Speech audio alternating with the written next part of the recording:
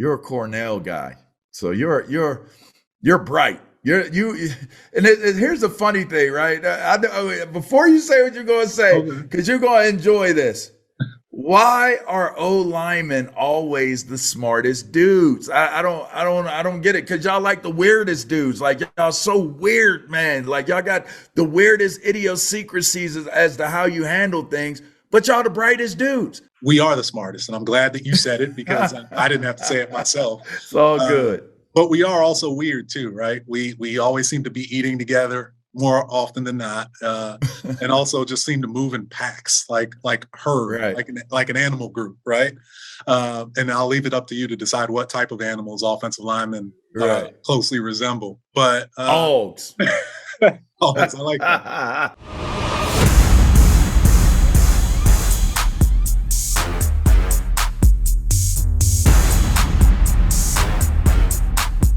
What's up, everybody? LaVar Arrington here. Yes, you know it. It's another exciting edition of Conversations with a Legend. Up on Game presents, sponsored by PACE-O-MATIC and brought to you by Brilliance TV. Make sure you go check out Brilliance TV.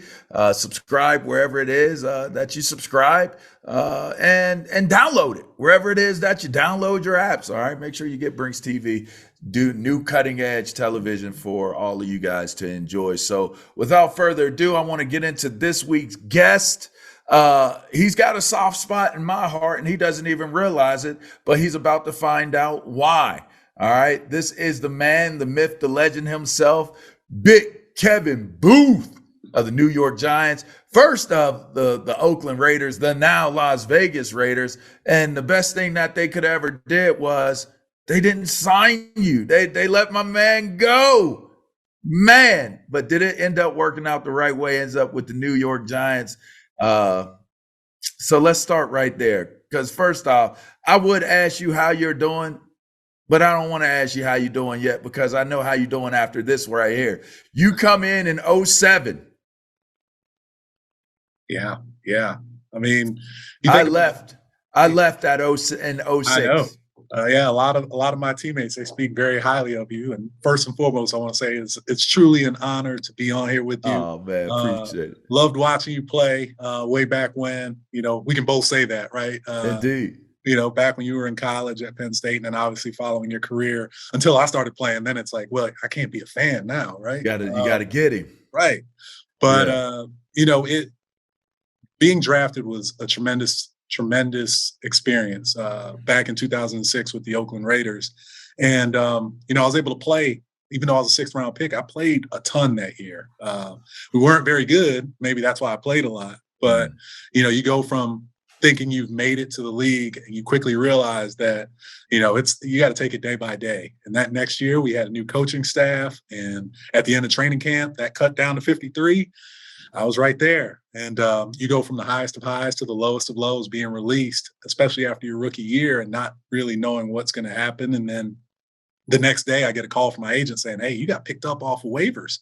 I'm thinking, okay, who might have picked me up? He said, hey, you're a New York Football Giant. And yeah, that was September. I want to say it was September 2nd, 2007. Jeez. All right. Now let's go.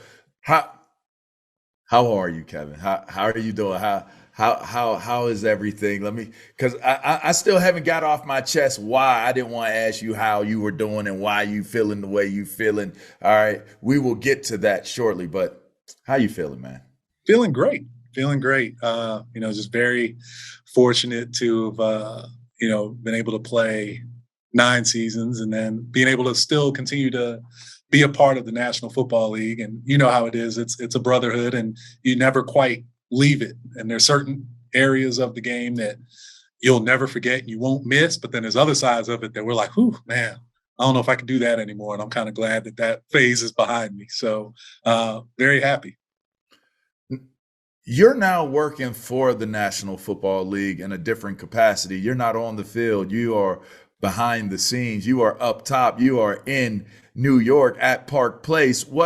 Tell us exactly what it is that you're into and what you're doing. Sure. So right now, actually, within the last 5 or 6 months or so, I actually transitioned into the Management Council. So a lot of people don't really know what the Management Council does, but basically we represent the NFL, the league office, the 32 teams, when you're talking about items such as the salary cap, the CBA, the relationship with the Players Association. And, I think what made it so appealing for me to join that group is because obviously I have that player experience and I have some relationships built not only within the club level, but then also at the PA level. And it's something that, quite frankly, my department hasn't had in terms of having a former player in that area. And prior to that, I was in football operations working under another former player, the great Troy Vincent, and where I learned a tremendous amount and worked on everything from football strategy, where you're thinking about football, the game, the way the game's played 5-10 years from now, all the way to international football development, where we were putting on international combines in London. We actually had a version of that a couple of days ago, as well as the international player pathway. So basically, I looked at it as my time in the league is just an opportunity to continue to grow my skill set and to make an impact in various departments. And I initially started as an intern in sponsorship, and that was my foot in the door through the Legends Development Program. And so I take great pride in being a part of 3 different departments in the league office in about 6 years, and hopefully I can continue to grow in that capacity. That's awesome, man. And for those who may not be aware of this, you're a Cornell guy. So you're bright. Here's the funny thing, right? Before you say what you're going to say, because you're going to enjoy this. Why are O linemen always the smartest dudes? I don't get it. Because y'all like the weirdest dudes. Like y'all so weird, man. Like y'all got the weirdest idiosyncrasies as to how you handle things. But y'all the brightest dudes. Cornell. Okay, go ahead and say what you're going to say. Yeah, when you bring up the offensive line, I think you're right that we are the smartest. And I'm glad that you said it because I didn't have to say it myself. It's all good. But we are also weird too, right? We always seem to be eating together more often than not, and also just seem to move in packs, like herd, right. like an animal group, right? And I'll leave it up to you to decide what type of animals offensive linemen closely resemble. But dogs. Dogs, I like that. But I think it's unlike any other position group in sports where you're talking about 5 people that need to be on the same page, and 4 of us could be doing a great job and one of us could struggle and the play becomes a monumental failure, right? So, I think just being in tune with what each person's doing and becoming used to their mannerisms, I think that's why we spend so much time together, because you want to know what that person's thinking or how they'll react to certain situations, because we have these freakish athletes on the other side of the ball, yourself included, who are trying to destroy our offense. So we've got to be quick on our toes and be smart and try to play ahead of things. How does that play into your role now? Like everything that you have going on at the offices, I always tell guys, the moment you believe that you are only a football player, you have totally limited yourself to being in a box that is so vast if you were to not think in those terms. Now there's kind of the balancing act of, being a football player. It takes a lot of focus, a lot of drive, passion, all those things. But we tend to not take our skill sets and the brilliance. I call it the brilliance. I think everybody that can play the game is a brilliant person because it's brilliance at work in milliseconds and less, like whatever it is that's less than a second. Our brilliance is being exercised over and over and over again. And it's sometimes minimized to just physicality of what we bring to the table, but it truly is a balance of brilliance. How does that apply? How do you take that into where your current role is? You absolutely hit it on the head. I'll admit it. I think I'm guilty of that too, or at least I was when I made that transition from the playing field into the quote unquote real world. I was nervous. I think I was a little worried that my peers, my classmates that I went to college with, that were 9-10 years of experience in the workforce, they had a leg up on me because I was playing football for that period of time.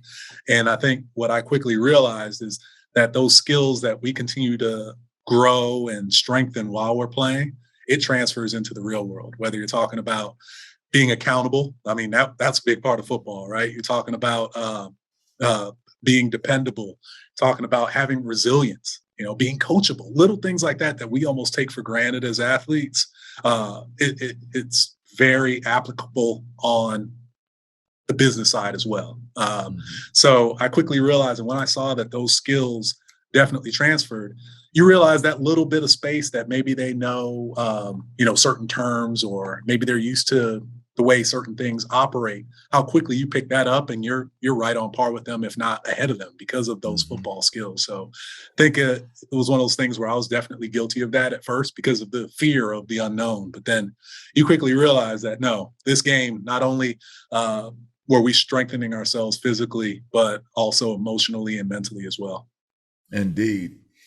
Let's take it back a little bit. Let's go early Big Boothe. Was there a moment that you can think of, a defining moment, something that took place where it was like, this is what I'm gonna do?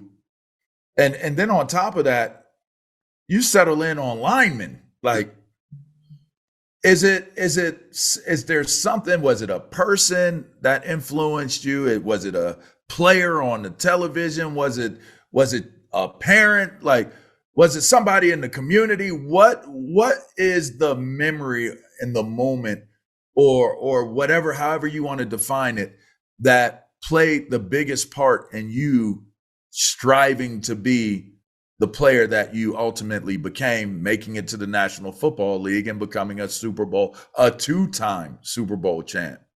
It's funny. One of my earliest memories of watching the NFL, I grew up in South Florida. I grew up in Fort Lauderdale, was Super Bowl 23. And it was the 49ers against the Cincinnati Bengals, and it was at the old Joe Robbie Stadium. And I became a big fan of Jerry Rice. And I thought I was going to be a wide receiver, and I'm going to be the best wide receiver ever.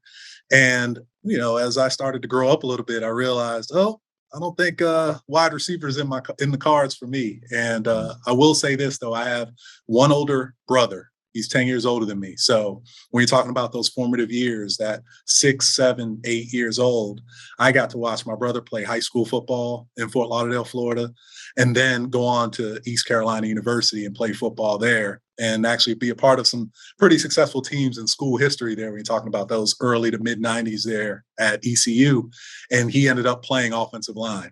So, and he wore number 77, which was ultimately the number that I chose. So having him as a football role model, I think, kind of set me on that path to playing football. And obviously I got a lot bigger as I grew and realized that I wouldn't be wearing number 80, but I'll be wearing something in the 70s. So he was definitely a big influence on me growing up. But it all started watching the NFL. Super Bowl was in town, and, I didn't watch cartoons that day and must have decided to tune in with everybody else who's watching the Super Bowl, and I became hooked just like that.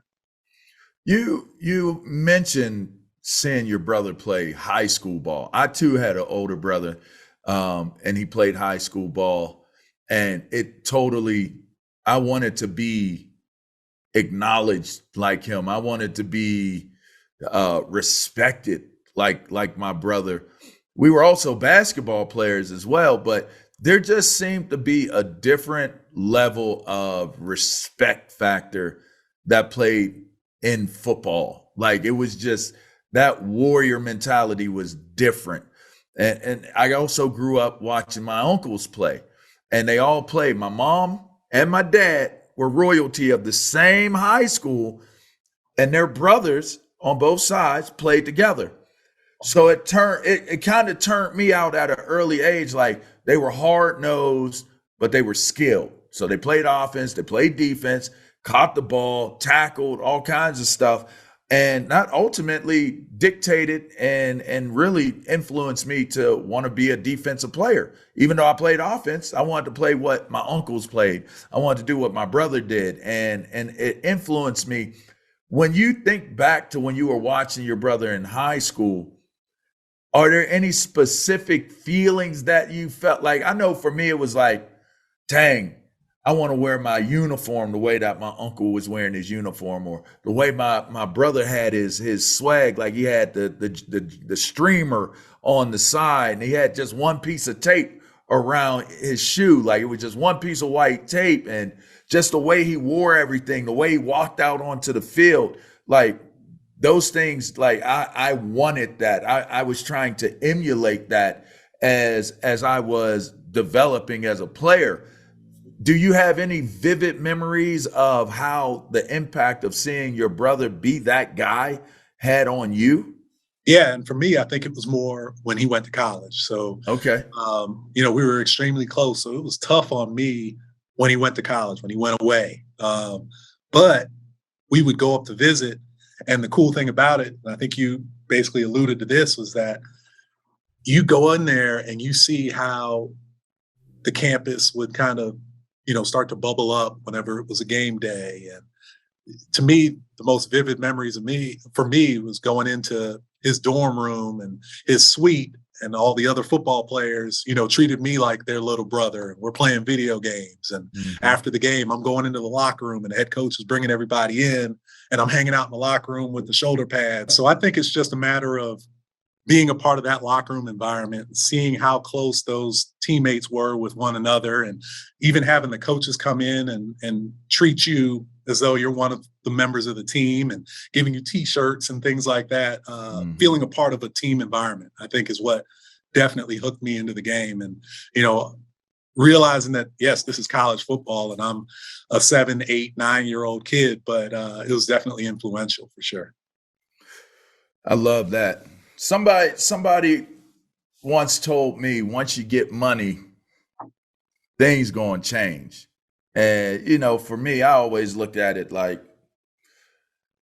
money is money, and the people who love you, they the people who love you. But it really did change things. Like it changed family, it changed everything. It changed a lot of things, and I would have never thought to the extent that money changed things, being in the pros and just what people expected from you. What was your experience? What was your experience being that guy that ultimately looked up to, your older brother, looked up, like was inspired by the league? You find your way to the league, and now you're playing in the league, which means you're getting paid as a league employee. How was that for you? Was it, what was that? How did that play out for you? Honestly, I personally think it wasn't as difficult as it could have been, especially with other people, the other stories that you hear. And I think that was probably attributed to the way my family is. And I think they respected the fact that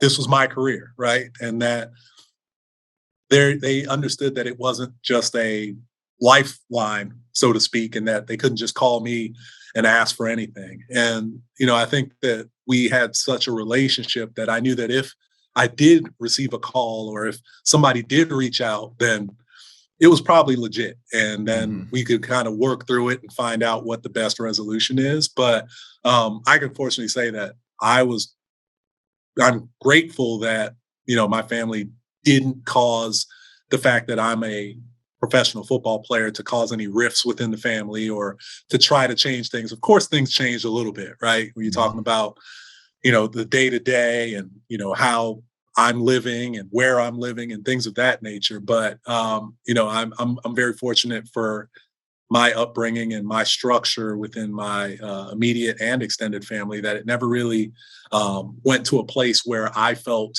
truly uncomfortable or that my mom felt truly uncomfortable or any others. So lucky in that regard, but I definitely understand how it can cause bigger issues for sure. And a lot of that can be due to timing, right? It could be what type of situation your family is in. And, who's to say it would have still been that way if I made it 4 or 5 years later or 4 or 5 years earlier. So, that's something that I definitely look at and realize that a lot of things are just a matter of timing and how things play out. There's a lot of pressure connected to that. Yeah, And so, absolutely. So when you think about that pressure, it leads me down the road of NIL. All right, so now it's open for business. College is open for business. Name, image, likeness. Hell, it should be something more. Than there's a whole nother conversation as it applies to the National Football League too, Boo. Huh? What? I'm just saying. I'm just saying. But if you look up my history, I'm connected to that whole protect the brand. You know what I mean? Absolutely. But now that's a thing in the college ranks, and people are now chasing that monetary dream in college, and they don't have to wait until you get to the National Football League or any other pro league that where you have to go through the college ranks to be able to participate. You now can make that money now. What's your take on NIL and what that represents? I'm interested in where you fall in terms of, do you think it's a good thing? Is it not a good thing? In terms of amateur versus pro, but also at that age, what advice would you give to the guys that are and gals that are involving themselves at a high level in college with these opportunities to now monetize their names and their likeness and their images? It's crazy to think about how far or how much college has changed in the short amount of time. I still think it's short amount of time that it's been since I left college. And, unlike Mr. Penn State here, Cornell, I would have been happy with a chicken wing type of deal or something along those lines, where they promised me a free meal every week. But no, it's basically, to me, I think it's an ongoing research project, right? I think no one really knows for sure how this is going to play out. I think it's one of those things that you kind of have to see how this first wave of individuals go, and then ultimately decide how it's all going to work and how it's going to manifest itself, and if there are going to be any national type of rules going forward. So I think it's one of those, we'll wait and see. We'll wait and see. But I do think for those that are taking advantage of it now, just as much education as possible. And I think a lot of colleges have done a great job of trying to hire additional staff members or bringing in external professionals in that regard that specialize in that area to educate people. I think that's the best thing that you can do for these individuals. And I know that we have a niece who's a freshman at the University of Tennessee playing volleyball, and she's gotten a couple of NIL deals, and, obviously not anything large, but it's still something where she just needs to be educated on it. It might not necessarily be a dollar transaction, but there are ramifications there that, could ultimately set her up for a longer term relationship. Indeed. All right. I got a couple more for you, and then I'm going to let you ride, man. Okay. Most memorable moment career-wise? Most memorable moment? It's funny. As you mentioned, I was a part of both Super Bowl winning teams with the Giants, Super Bowl 42 and 46.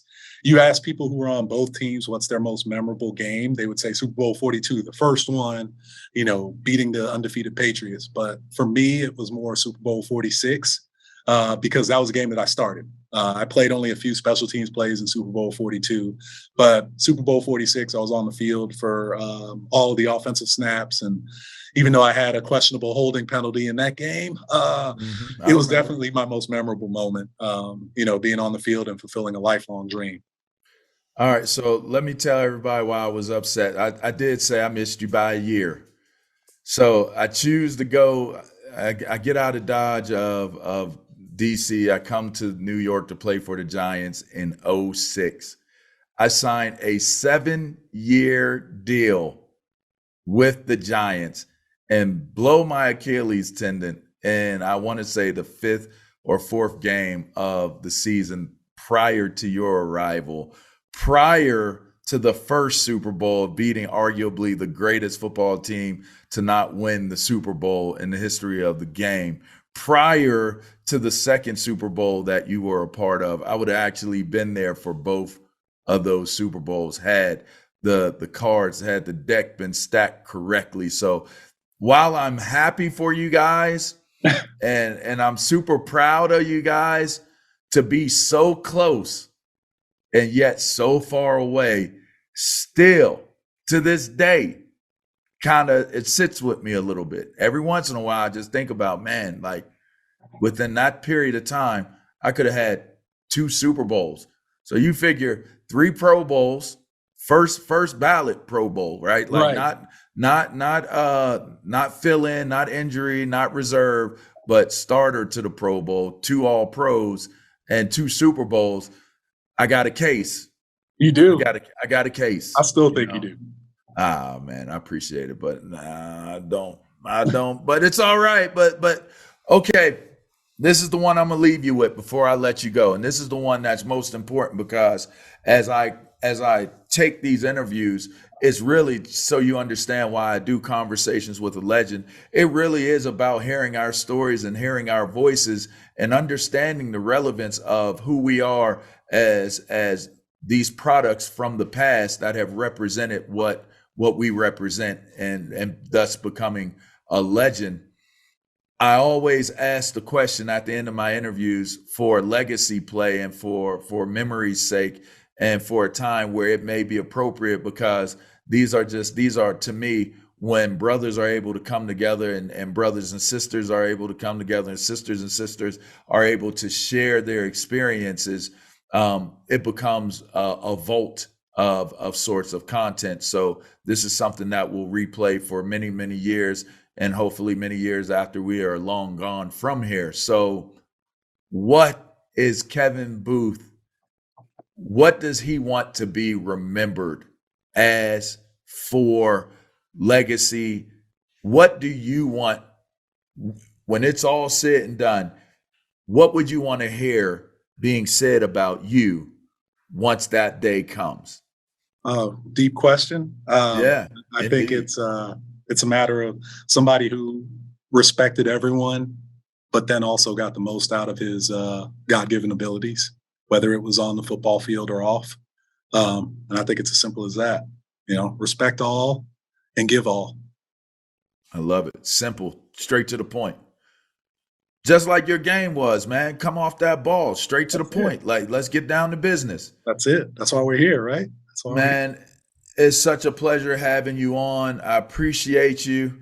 If y'all didn't know, this is Kevin Boothe. So I just thought I'd remind y'all. Offensive lineman extraordinaire, 2-time Super Bowl champion with the New York Football Super Giants, and now a successful contributor, businessman within the parameters and the realm of the National Football League building in New York City. Super dope, man. Enjoyed having you on. Same here. And you know what? If you don't have anything else, if you're not promoting like a part of a charity or anything like that, if you're not promoting, I'm going to let you go. Sounds good, man. I enjoyed my time, and hopefully we can do this again one day. Hey, we will certainly revisit this again one day, and maybe it'll be on some, talking about branding and talking about NIL and talking about different things and how it applies to the National Football League, because that is a whole nother conversation that can be had. You know what I mean? It is, for sure. Kevin Boothe, y'all. Kevin Boothe, take a bow. All right, listen, this is Up On Game presents Conversations with a Legend, presented by PACE-O-MATIC and brought to you by Brinks TV. Make sure you go to the App Store, download Brinks TV today. All right, make sure you do it today so that you can check out all the cool content that they got going on there. Super cool people. Y'all may know, Brinks TV, like as in like Brinks, like as in, the sports science guy, John Brinkus. Yeah, that's right. We got a great partnership going on and we're working together. So you see all this fine, very, very nice, well done format and layout of the show. So make sure you check us out on Brinks TV. Shouts out to PACE-O-MATIC. Surely a shout out to our title sponsor. So until next time, I'm LaVar Arrington. All right. You can check me out on Instagram at King of the Mammals or Twitter at LaVar Arrington, all that good stuff. Don't at me with no silliness. I don't really like the silliness, but you know what it is. All right, till next time. That was Kevin Boothe. I'm LaVar Arrington. Conversations with a Legend. Take care.